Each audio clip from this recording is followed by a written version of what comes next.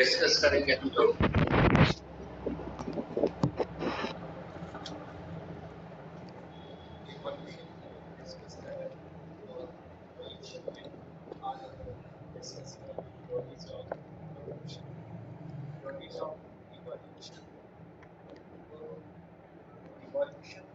कैसे होता है इससे रिलेटेड आपको आवाज नहीं आ रहा है।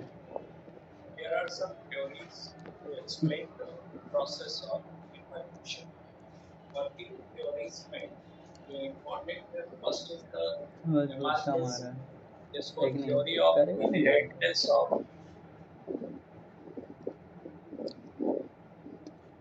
Lamarckism कहते हैं,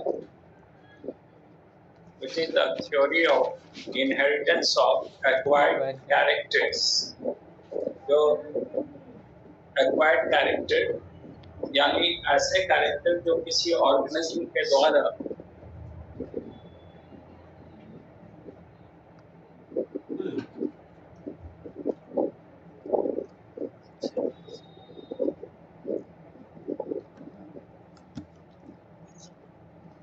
नेटवर्क कमजोर हो गया।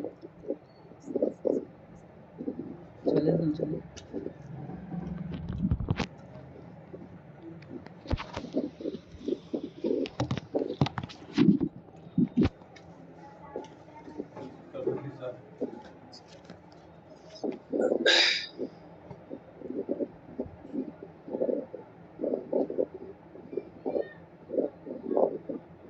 तो आज हम लोग डिस्कस करेंगे थ्योरीज ऑफ इवोल्यूशन। इवोल्यूशन कैसे हुआ है इससे रिलेटेड कुछ थ्योरीज हैं जो एक्सप्लेन करता है इवोल्यूशन के प्रोसेस को। इसमें पहला थ्योरी है theory of inheritance of acquired characters, जिसको लेमार्किज्म कहते हैं। The second one is the natural selection theory, which is called Darwinism.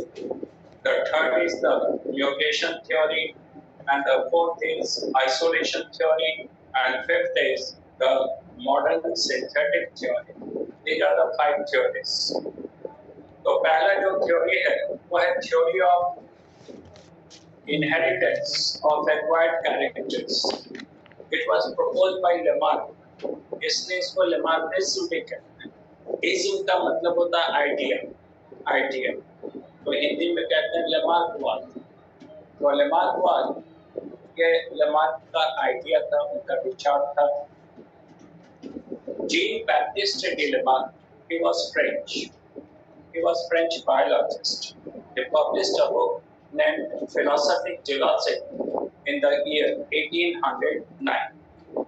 ये जो पूरा नाम था जीन बैप्टिस्ट डी लेमार्क, ये फ्रांस में थे।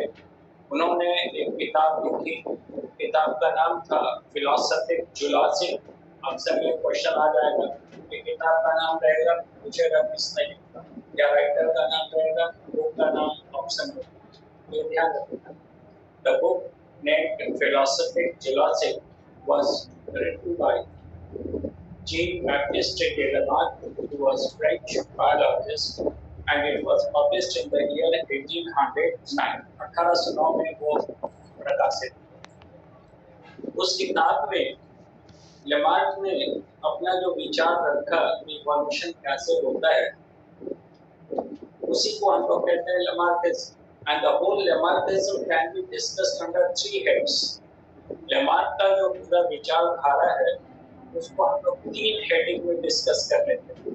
The first is the effects of environment, यानी वातावरण का प्रभाव। The second is the use and misuse of organ, and third is the inheritance of acquired characters. तो लेमार्क ने सबसे पहले कहा कि जो एनवायरनमेंट है उसका एक निश्चित असर होता है किसी भी ऑर्गेनिज्म के evolution. According to Lamarck, the environmental factors plays an important role in the development of certain morphological features which ultimately cause evolution.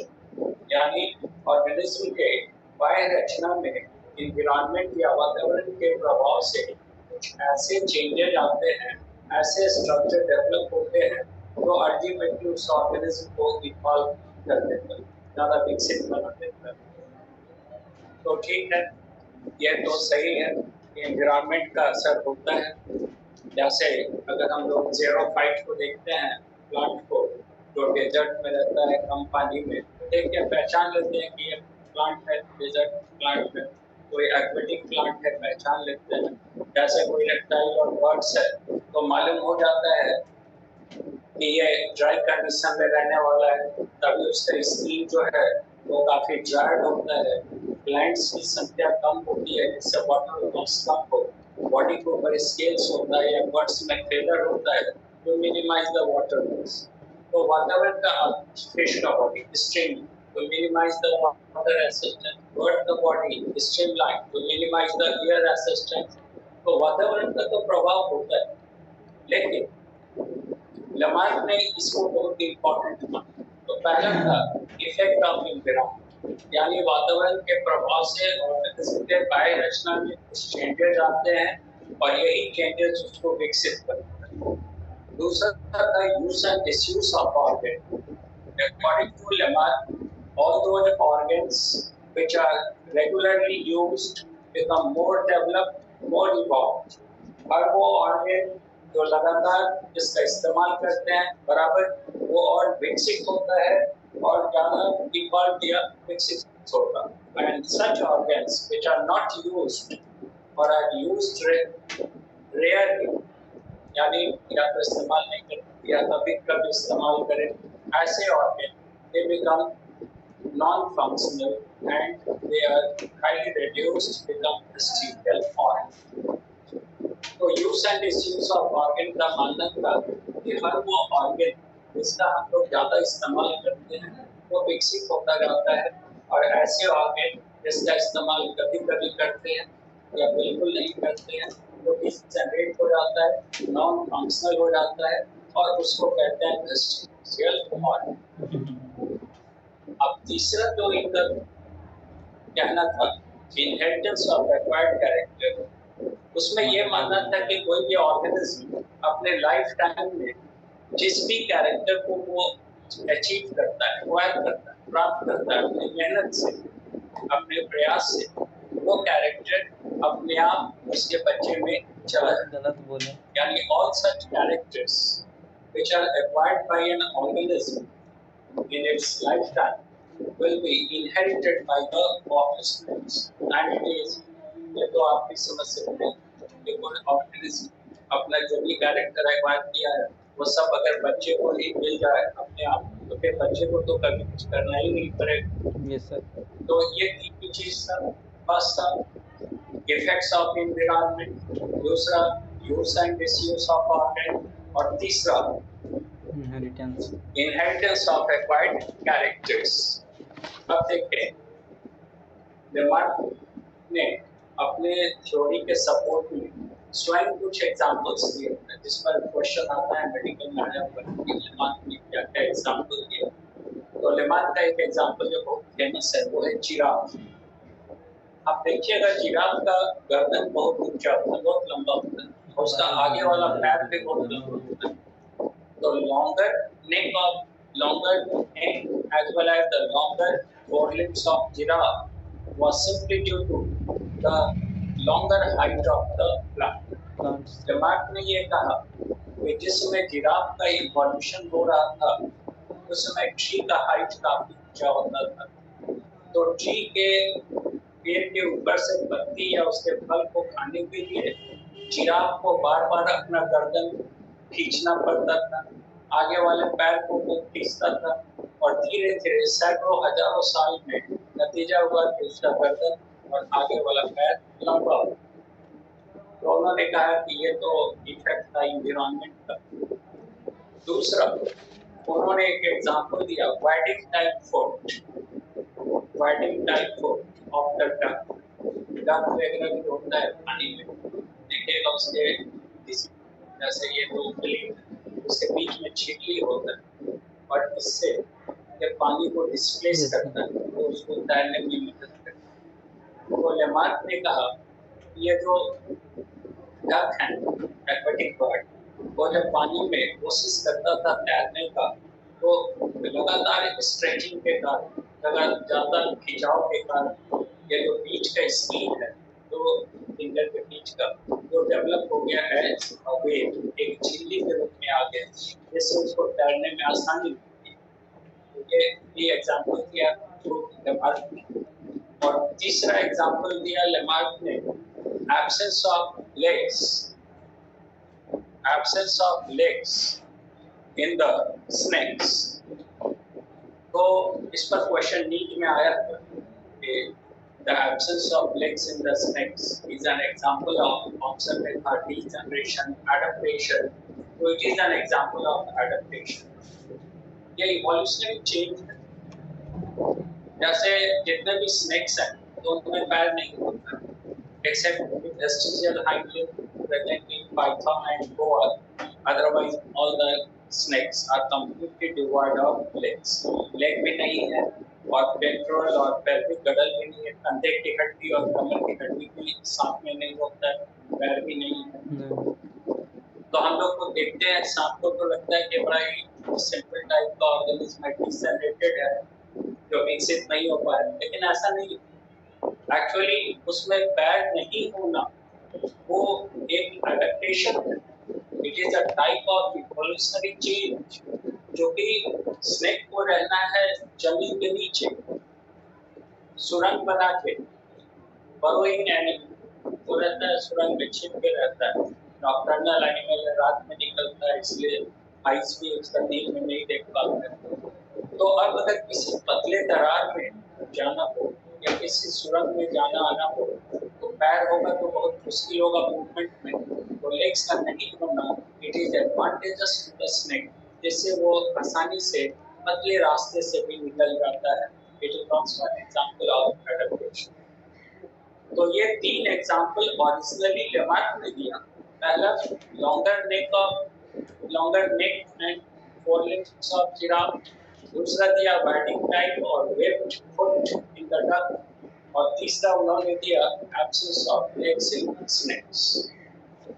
अब लेमार्क के सपोर्ट में कुछ साइंटिस्ट थे जिनको नियो लेमार्कियंस कहते हैं, नो लेमार्क जिसको कहते हैं नियो लेमार्कियंस, यानी they were the strong supporters of Lamarckism. वो लेमार्क के आइडिया के बहुत बड़े समर्थक थे। इनमें जो इम्पोर्टेंट नाम आता है वो Cameron, then leave, Cameron, leave, ये सब लिखा हुआ आपके सामने है, लीव है, मैकडोगल है, और उसके अलावा Pope, Giard, Packard, Osborn, Albert Spencer, they were all strong supporters of Lamarckism. Lamarck के पक्के समर्थक थे। तो इनमें से कुछ नियो लेमार्कियंस ने खुद भी एक्सपेरिमेंट किया, ये प्रूव करने के लिए। इस एक्सपेरिमेंट का मकसद था कि ये प्रूव कर दे कि लेमार्किज्म सही। तो उसने पहला एक्सपेरिमेंट किया कैमरन।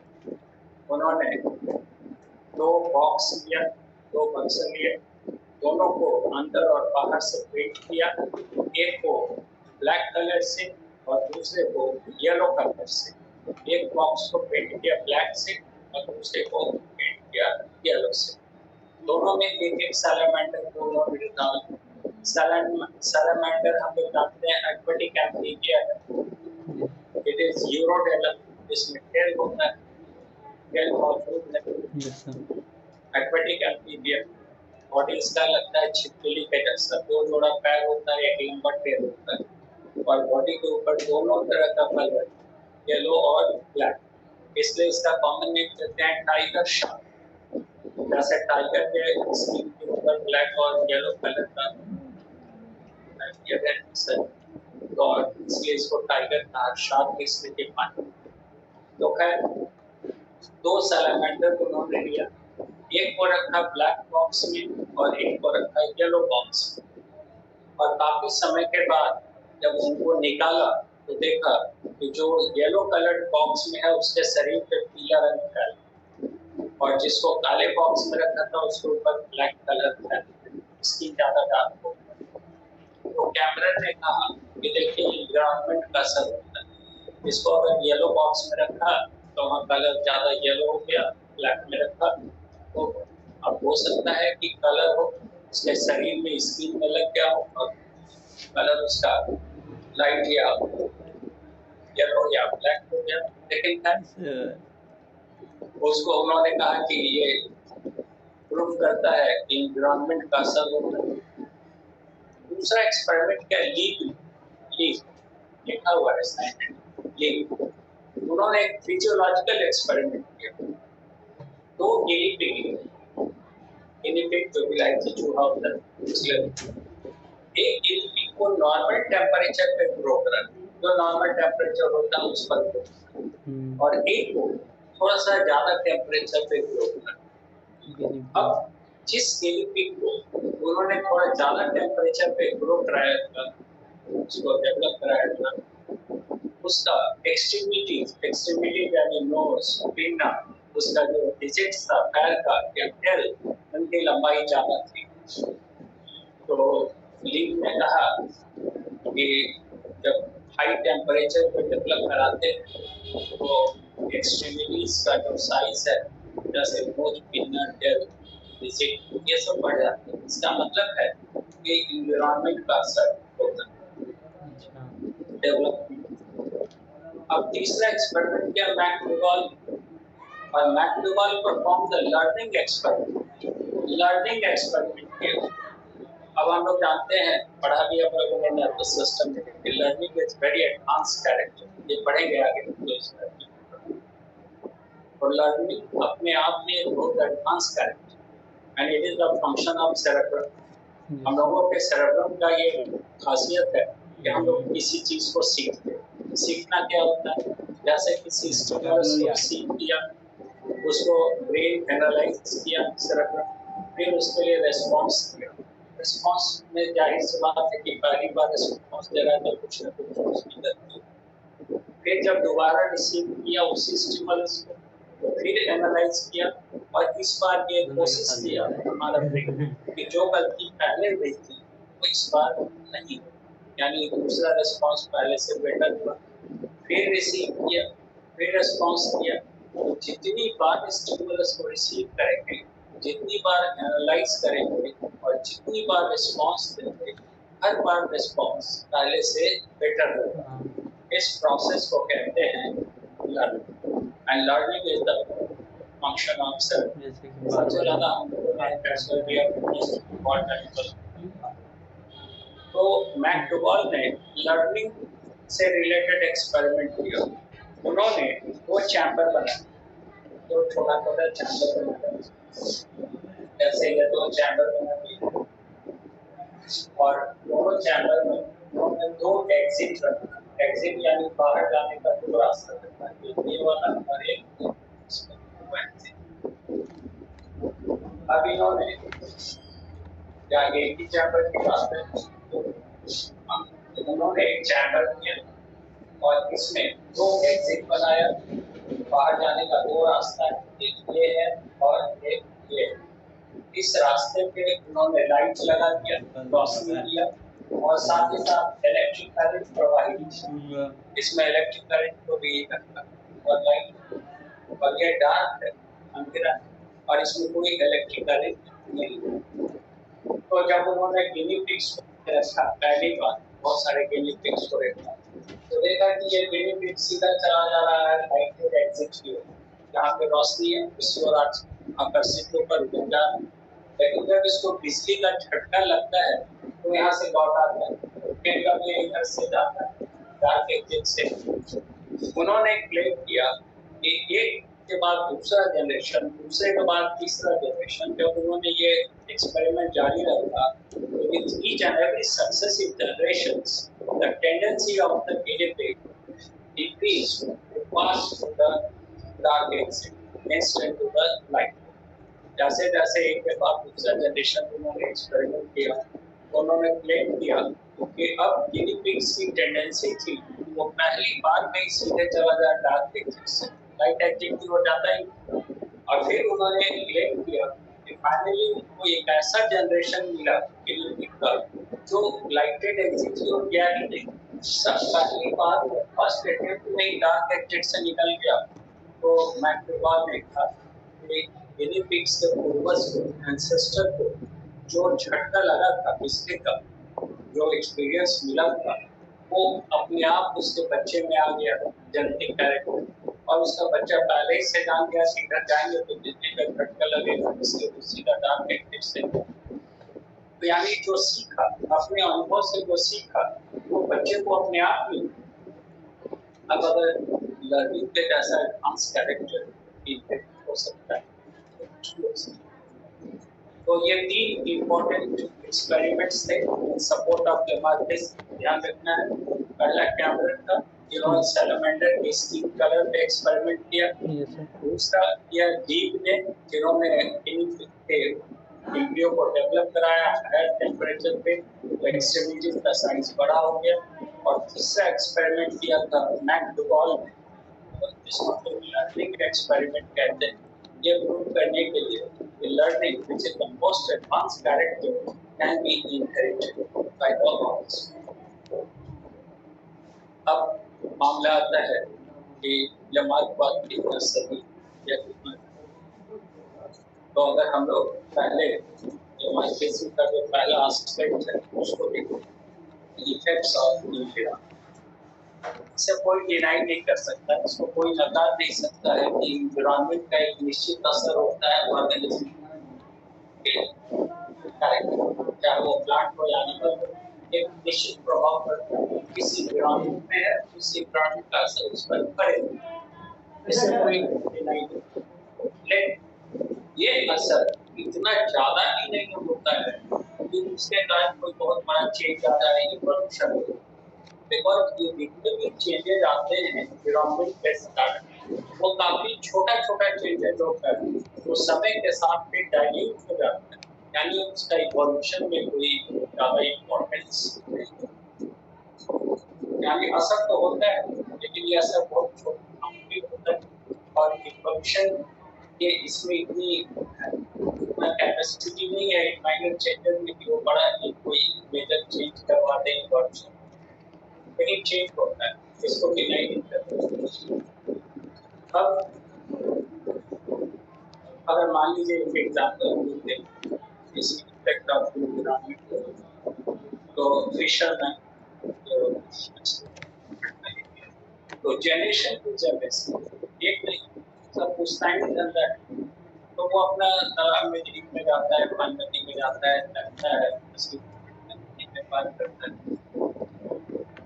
तब तो उसका पानी में ज्यादा समय रहने के कारण उसका बॉडी स्ट्रीमलाइन होना चाहिए, मछली के जैसा हो जाना चाहिए। अगर एनवायरनमेंट का असर होता है उसका बॉडी तो स्ट्रीमलाइन होगा। जिंदगी भर हम लोग खड़ा होके जमीन पे वहां ऊपर नीचे हिलाते रहेंगे तो ये मेरी में नहीं बदल, यानी एनवायरनमेंट का असर होता है लेकिन वो बहुत लिमिटेड है। अब दूसरा मुद्दा का use and disuse of use and disuse of, यानी जिस ऑर्गन का ज्यादा इस्तेमाल कीजिएगा ज्यादा विकसित होगा, जिसका कम इस्तेमाल करेंगे वो धीरे धीरे डिसएबिलिट होगा, फिर नॉन फंक्शनल हो। तो इसका एग्जांपल अगर देखते हैं, ये तो सही, ये बहुत सारे ऑर्गन्स हैं जिनकी जरूरत नहीं है तो वो डिसएबिलिट हो गया, नॉन फंक्शनल हो गया। जैसे हम लोग में भी एग्जांपल है 150 से ज्यादा वेस्टिजियल ऑर्गन तो हम लोगों के शरीर, इसलिए हम लोग ह्यूमन बॉडी को म्यूजियम ऑफ वेस्टिजेस है। ये वेस्टिजियल ऑर्गन का अजायब एक तो नहीं, जैसे फ्लाई का सेलुलर एरेस, तो क्या ग्रीनर मार्जिन इंडिकेटिंग मेम्ब्रेन झिल्ली होता है वो vestigial, muscle responsible for movement of finger vestigial, या फिर फॉर्म हेपेटिक्स वेस्टिजियल, थर्ड मोलर जिसको विजडम टिप्स कहते हैं vestigial, cortex which is the larger vertebra vestigial, तो 150 से ज्यादा वेस्टिजियल। तो इसलिए आई डोंट थिंक, बट ऐसा भी नहीं है कि किसी ऑर्गन का रेगुलर इस्तेमाल कीजिएगा तो विकसित ही होता जाएगा, जैसे मसल्स, स्केलेटल मसल, रोज एक्सरसाइज करेंगे बॉडी बिल्डअप होगा, मसल्स ज्यादा ठीक होंगे, डेवलप होगा, स्ट्रांग, सही है। लेकिन व्हाट अबाउट द आईज, बहुत ज्यादा इसका इस्तेमाल करते हैं, पढ़ते हैं तो ये थोड़ा डैमेज होता है। हार्ट बहुत ज्यादा उस पर अगर एक्सर्शन होता है तो हार्ट डैमेज होता है। यस हम लोगों का किडनी है, लीवर है, जब जरूरत से ज्यादा इस्तेमाल होगा तो दे विल गेट डैमेज। तो कुछ ऑर्गन्स हैं जैसे मसल में कुछ ऑर्गन्स हैं तो अगर आप रेगुलर इस्तेमाल कीजिएगा तो विकसित होगा। लेकिन साथ ही साथ बहुत सारे ऐसे ऑर्गन्स हैं जिनको आप जरूरत से ज्यादा इस्तेमाल कीजिएगा तो they will get disintegrated, get damaged, वो डैमेज हो। तो हम लोग कह सकते हैं कि बस ये जो इफेक्ट्स ऑफ या use and disuse of organ, disuse of, it is neither 100% correct nor 100% wrong। ये ना तो 100% सही है और ना 100% सही है। तो इन्वायरमेंट का भी असर होता है, थोड़ा ही सही होता है, यूज एंड मिसयूज का भी थोड़ा होता है सर, जब मसल वगैरह ज्यादा इस्तेमाल करें सही। बट तो ये तीसरा उनका एस्पेक्ट था inheritance of acquired character, it is absolutely wrong, 100% wrong. ये पॉसिबल है ही नहीं। हाय ही कोई ऑर्गेनिज्म अपने लाइफ में जो कैरेक्टर को अचीव करेगा अपनी मेहनत अपने प्रयास से, तो उसके बच्चे में अपने आप चला जाएगा। हम लोग जानते हैं जेनेटिक्स में पढ़ेगा भी only those characters can be inherited which are present in the gametes। जो gametes में है उसका inheritance हो। somatic characters are never inherited। अब मान लीजिए कोई बॉडी बिल्डर है, 6 पैक 10 पैक 12 पैक बना दे, उसका बच्चा जन्म से उसको पैक्स तैयार होगा उसमें। या कोई जैसे कोई पढ़ रहा है बहुत अच्छा नॉलेज गेन कर रहा है, नॉलेज अपने आप उसके बच्चे को मिल जाता है। तो मामला ये है कि एक्वायर्ड कैरेक्टर्स किसी भी ऑर्गेनिज्म के द्वारा जो एक्वायर्ड कैरेक्टर जो कैरेक्टर हासिल किया गया अपने लाइफ में, वो उस ऑर्गेनिज्म के डेथ के साथ खत्म। It can not be inherited by the organism. और उस ऑर्गेनिज्म का डेथ हुआ और उसके साथ उसका जो प्राप्त किया हुआ कैरेक्टर भी। तो अगर लेमार्क ने इन दो चीजों पर ध्यान दिया होता, यानी effects of environment and use and disuse of organ, तो लेमार्क बात 100% गलत नहीं था। आज भी उसको हम लोग सही मानते हैं, चलो कुछ तो इसका सही है, पूरा गलत नहीं। लेकिन उन्होंने लेमार्क ने जितनी टाइम के लेमार्क उन्होंने सबसे इम्पोर्टेंट माना इनहेरिटेंस ऑफ एक्वायर्ड कैरेक्टर, और यही हो गया। उन्होंने अपनी थ्योरी का नाम भी दे दिया, theory of inheritance of acquired character. और जब वही चीज गलत हो गया तो लेमार्क वाज डिस्कार्डेड।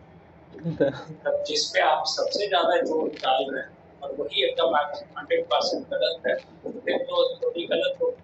अगर उन्होंने यूज एंड डिसयूज पे जोर दिया होता, इफेक्ट्स ऑफ एनवायरनमेंट पे ज्यादा ध्यान दिया होता, तो आज भी लेमार्क पे सकते।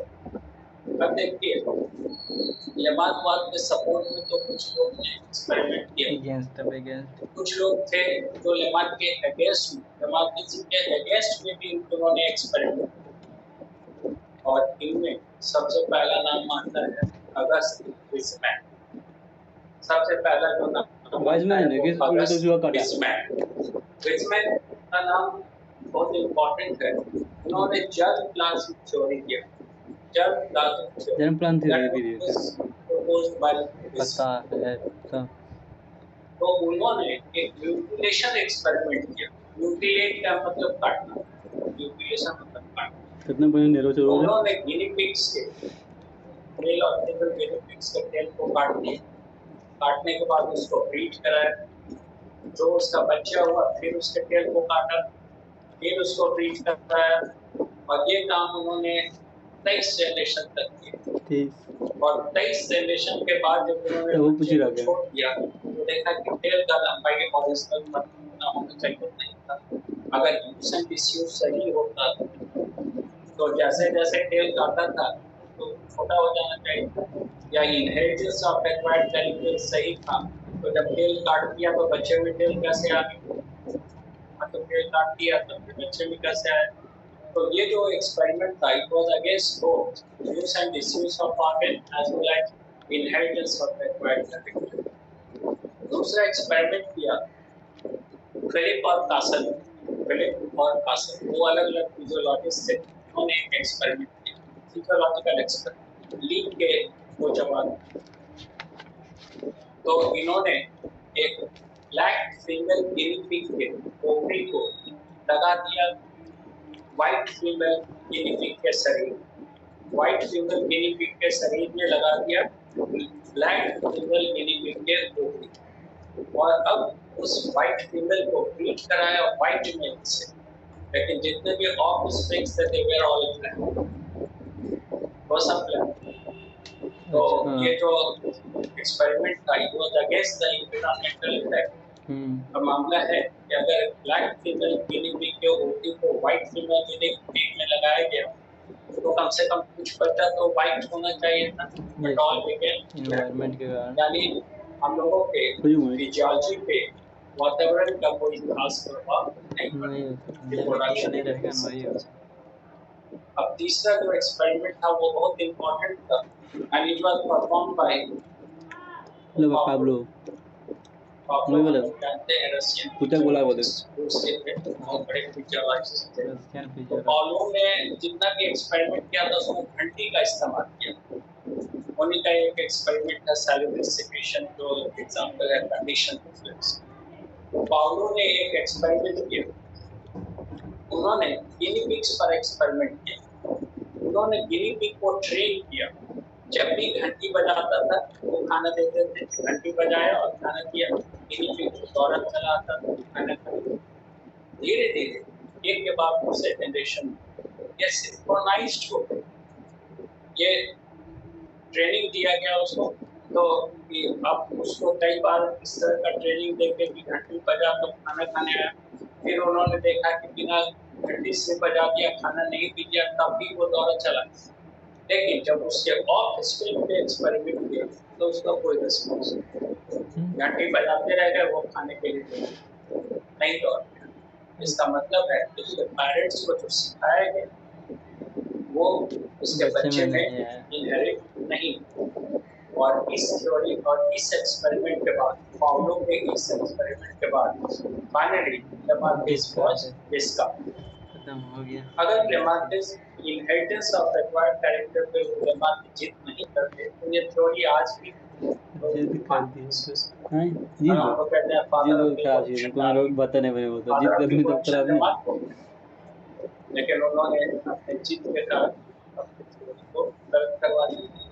लेकिन फिर भी इस थ्योरी का कुछ तो फायदा हुआ। पहला फायदा था कि हम लोग को मालूम हुआ कि वातावरण का असर पड़ता है बुराई से। इन्होंने सबसे पहले इस पे काम किया। दूसरा ये पता चला कि कोई ऑर्गन, बहुत सारे ऑर्गन है जिसका इस्तेमाल करते हैं मतलब और प्रेजेंस से हम तो कोई भी दूसरा एक्सप्लेन नहीं करता है एक्सेप्ट लेमार्किस। लेमार्क बाद ही ये बताता है कि वेस्टिजियल ऑर्गन्स के अंदर कहां से आए कैसे। तो ये तो लेकिन एक मामला वो टाइम हो रहा है यार, 40 मिनट का रहता है तभी कट रहा है। 40 मिनट का रहता है ना टाइम होता है वही रे हमारा टाइम हो गया है। सोचते भी तो लेमार्क ने सर आपको दूंगी जिसको फिर जाओगे बोल नहीं रहा है अभी कोई बोलेगा। तो इसके साथ ही हम लोग 1-2 मिनट ब्रेक लेंगे फिर सर समझिए।